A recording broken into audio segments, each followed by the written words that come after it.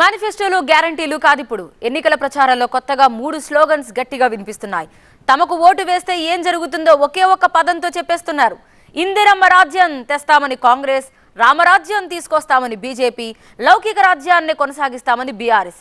ఇలా ఎవరికి వారు రాజ్య స్థాపన చేస్తామంటున్నారు. అసలు ఎవరొస్తే ఏంటి, ఎవరి రాజ్యంలో ప్రజలకు లాభం, ఇందుకే ఆ రాజ్యాలకు పార్టీలు ఇస్తున్న డెఫినేషన్స్ ఏంటి?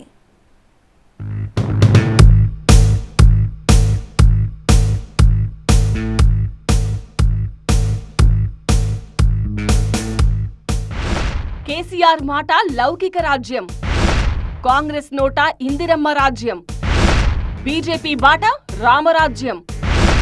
మరి ప్రజలు కోరుకుంటున్న రాజ్యం ఏంటి? 3 పార్టీల నుంచి స్పెషల్ స్లోగన్స్ వినిపిస్తున్నాయి. రాజులు పాలించే రాజ్యాలు కావు గాని ఒకప్పుడు దేశాన్ని ఏలిన వ్యక్తుల కాలాన్ని, ఆ రాజ్యాన్ని తీసుకొస్తామని చెబుతున్నారు. బీఆర్ఎస్ గెలిస్తే మళ్లీ లౌకిక రాజ్యమే కొనసాగుతుందన్నారు సీఎం కేసీఆర్. కాంగ్రెస్ నాయకులు ఎవరైనా సరే ఇందిరమ్మ రాజ్యాన్ని స్థాపిస్తామంటున్నారు. బీజేపీ ఏనాటి నుంచో రామరాజ్యం అనే చెబుతూ వస్తోంది. ఇంతకీ ఈ రాజ్యాలకు అర్థమేంటి? ఇందిరమ్మ రాజ్యం వస్తే ఏమవుతుంది? రామరాజ్యం వస్తే ఏం జరుగుతుంది?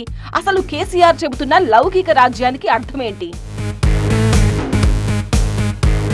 తాను బతికున్నంత వరకు తెలంగాణ సెక్యులర్ గా ఉంటుందంటూ చెప్తున్నారు సీఎం కేసీఆర్. అంటే మత కల్లోలాలు, మత ఘర్షణల కారణంగా కర్ఫ్యూలు ఉండబోవని స్పష్టమైన హామీ ఇస్తున్నారు.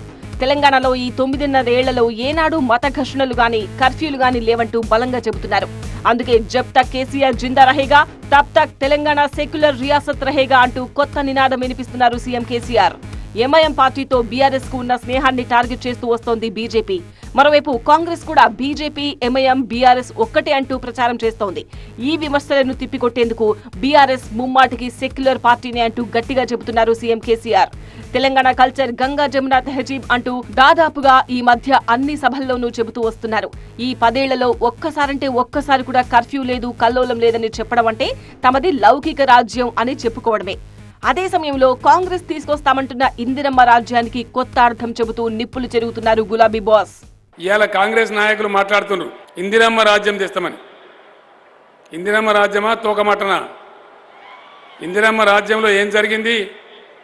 ఆకలి సావులే కదా, నక్సలైట్ల ఉద్యమాలే కదా, ప్రజలను కాల్చి చంపుడే కదా, ఎన్కౌంటర్లే కదా. ఇందిరమ్మ రాజ్యం పొడుగుతే ఏం జరిగింది? ఎన్టీ రామారావు పార్టీ పెట్టి 2 రూపాయల కిలో బియ్యం ఇచ్చేదాకా చాలామంది సగం కడుపుకే తినేటోళ్ళు మనందరికి తెలుసు. ఇందిరమ్మ రాజ్యం బాగుంటే ఎన్టీ రామారావు పార్టీ ఎందుకు పెడుతుండే? ఏం అక్కర ఉండే? ఇందిరమ్మ రాజ్యం అంత సుభిక్షం ఉంటే 2 రూపాయల కిలో బియ్యం ఎందుకు ఇవ్వాల్సిన అవసరం ఏర్పడ్డది? ఆకలి, ఎమర్జెన్సీ, నక్సలైట్లు, ఎన్కౌంటర్లు ఇదే ఇందిరమ్మ రాజ్యం అని కామెంట్ చేస్తున్నారు. తాగడానికి మంచినీళ్లు ఇవ్వకపోవడం, కరెంటు లేకపోవడం, మాడిన కడుపులు, ఎండిన డొక్కలు తప్ప ఇందిరమ్మ రాజ్యంలో ఏముందని ఈ మధ్య ఎక్కువగా కౌంటర్ ఇస్తున్నారు సీఎం కేసీఆర్. ఆనాడు 1969 ఉద్యమంలో విద్యార్థులను కాల్చి చంపింది ఎవరో మర్చిపోవద్దని గుర్తు చేస్తున్నారు. ఒకనాడు ఉన్న తెలంగాణను ఊడగొట్టింది, ఆ తర్వాత తెలంగాణ ఇస్తానని మాట తప్పింది కూడా ఇదే ఇందిరమ్మ రాజ్యం అని చెబుతున్నారు.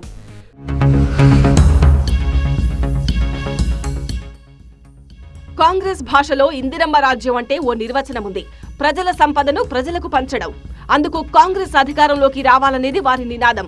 ప్రజల అవసరాల ఎజెండాగా ప్రజల ప్రభుత్వాన్ని తీసుకొస్తామనడమే ఇందిరమ్మ రాజ్యం అని చెబుతున్నారు. దేశ సంపద, వనరులు, స్వేచ్ఛ పాలకులకు కాదు ప్రజలకు ఉండాలన్నదే తమ విధానమని ప్రచారం చేస్తోంది కాంగ్రెస్.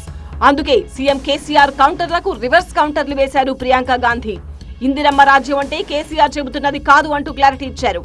ఇందిరాగాంధీ చనిపోయి 40 ఏళ్లైనా దేశంలో ఏ మారుమూల గ్రామానికి వెళ్లినా ఇందిరమ్మను గుర్తు చేస్తుంటారని, అది ఇందిరమ్మ రాజ్యమని చెబుతున్నారు ప్రియాంక గాంధీ.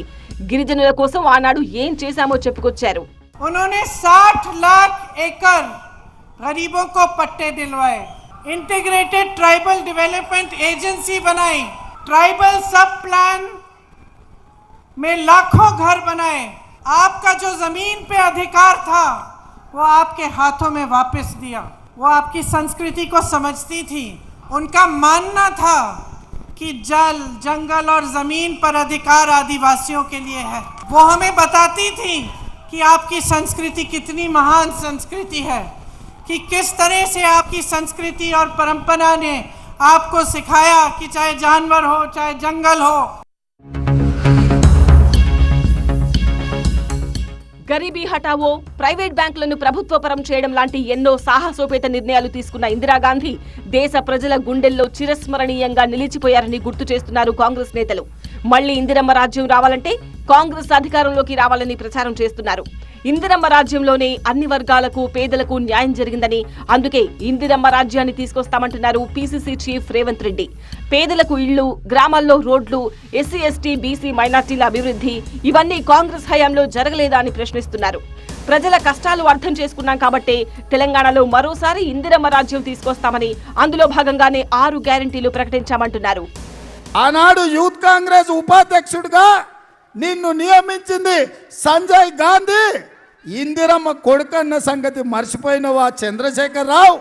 అప్పుడే తిన్న ఇంటి వాసాలు లెక్కబెట్టి ఇందిరమ్మ రాజ్యం గురించి మాట్లాడతావా? ఇంత దుర్మార్గుడు, ఇంత నమ్మక ద్రోహి, ఇంత తెలంగాణను నట్టేంట బుచ్చినోడు ఈ భూమి మీదనే లేడు. అందుకే చంద్రశేఖరరావును 100 మీటర్ల గోతి తీసి బొంద పెట్టాల్సిందిగా నర్సాపూర్ బిడ్డల్ని నేను ఇవాళ విజ్ఞప్తి చేస్తున్న మిత్రులారా.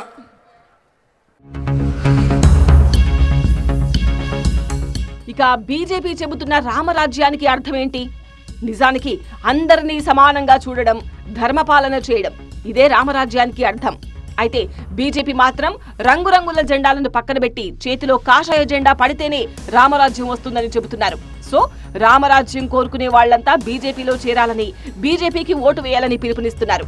బీజేపీని అధికారంలోకి తీసుకొస్తే ఏమేమి ఇస్తామో చెబుతూనే ఎలాంటి కఠిన నిర్ణయాలు తీసుకుంటామో కూడా చెబుతున్నారు.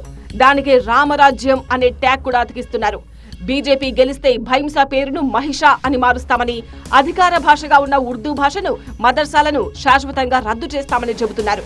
ముస్లింలకు ఇస్తున్న 4% రిజర్వేషన్లు తీసేసి రామరాజ్య స్థాపన చేస్తామంటున్నారు.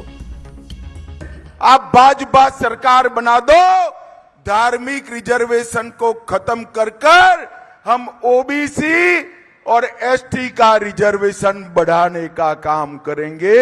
ओबीसी और एसटी का रिजर्वेशन बढ़ा. ఏదేమైనా తమ రామరాజ్యంలో మత విద్వేషాలు చెలరేగకుండా చూస్తామంటున్నారు. దేశంలో ఎక్కడ బాంబు దాడులు జరిగినా హైదరాబాద్ లోనే మూలాలుంటున్నాయని, రామరాజ్యంలో అలాంటివి ఉండబోవని హామీ ఇస్తున్నారు.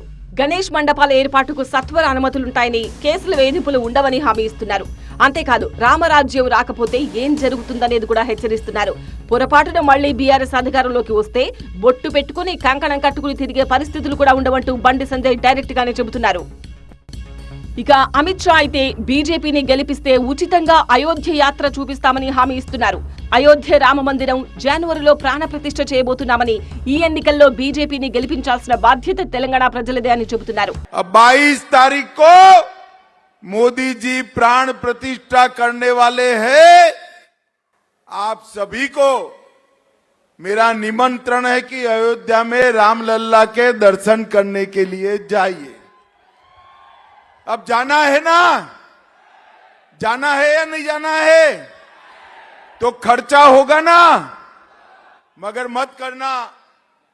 तेलंगाना में भाजपा सरकार बनाओ, सबको बारी बारी मुफ्त में अयोध्या में रामलल्ला का दर्शन हम करा देंगे. లౌకిక రాజ్యం, ఇందిరమ్మ రాజ్యం, రామరాజ్యం ఇలా ఏ పేరు పెట్టినా అంతిమంగా అందరికీ సమాన న్యాయం చేయడమే వాటి లక్ష్యం. కానీ తాము తీసుకొస్తామంటున్న రాజ్యాలకు ఎవరికి వారు కొత్త అర్థాలు చెబుతున్నారు. మరి ప్రజలు ఏ ఆప్షన్ తీసుకుంటారు, ఏ రాజ్యం కోరుకుంటారు? డిసెంబర్ 3న డిసైడ్ అవుతుంది.